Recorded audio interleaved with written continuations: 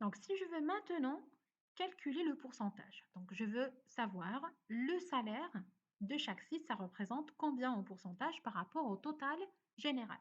Alors, la première des choses, j'aurais besoin uniquement des sites et non pas la qualification. Alors, si je veux supprimer la qualification de mon tableau croisé dynamique, bon, c'est très simple, soit je décoche qualification, ou bien sur la zone ligne, je vais chercher le champ qualification, je clique et je glisse à l'extérieur.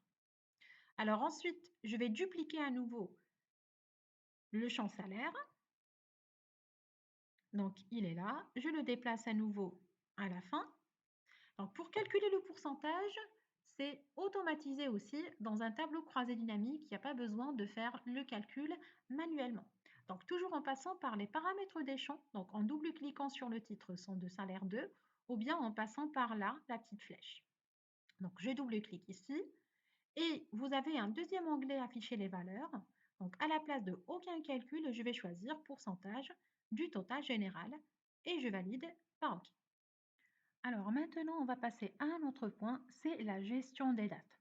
Alors, ce qu'il faut savoir, c'est que dans un tableau croisé dynamique, quand on a des champs qui contiennent des dates, par exemple ici, si je glisse la date de naissance en ligne, alors là, le tableau croisé dynamique, il va automatiquement créer une hiérarchie en groupant les dates par année, par trimestre et par mois.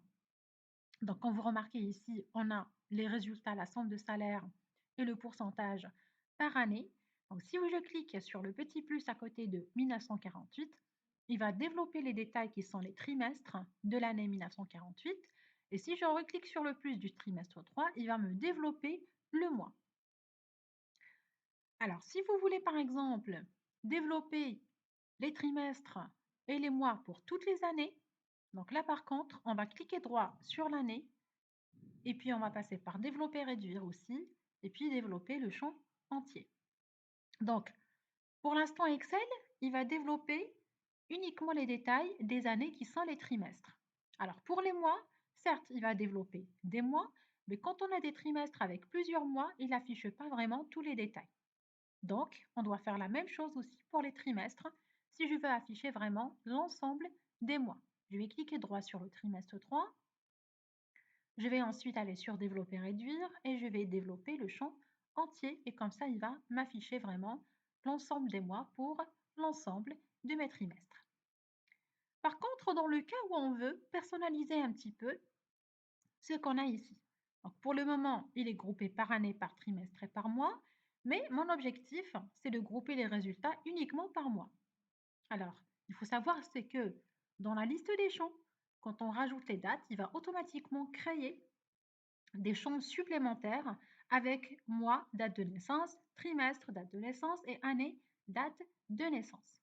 Donc, j'ai la possibilité, bien sûr, de décocher les champs qui ne m'intéressent pas, par exemple les trimestres et les années pour garder uniquement les mois, mais j'ai aussi une autre méthode qui me permet de garder vraiment que les mois sans afficher les trimestres et les années, donc il va les supprimer même de la liste des champs. Alors, il ne faut pas oublier aussi que parfois, quand on reçoit les tableaux croisés dynamiques sous forme une ancienne version, il ne va pas forcément grouper les dates dès le début et du coup, il faut savoir comment gérer le groupage des dates ou comment les grouper.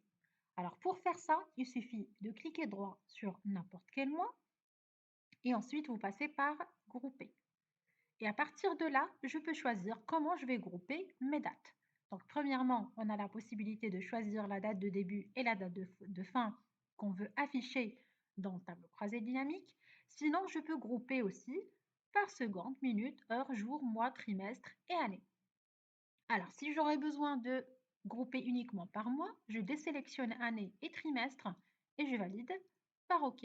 Et comme ça me groupe uniquement par mois. Et même dans la liste des champs, on n'a plus les trimestres et les années. Si je veux aussi revenir à l'état initial de la date, comme le tableau source, je veux une date simple. Donc là, je dois faire l'inverse, c'est-à-dire qu'il faut dégrouper ou dissocier les mois ou la date en général. Donc je clique droit sur le mois et je vais dissocier et comme ça je vais revenir à ma date normale.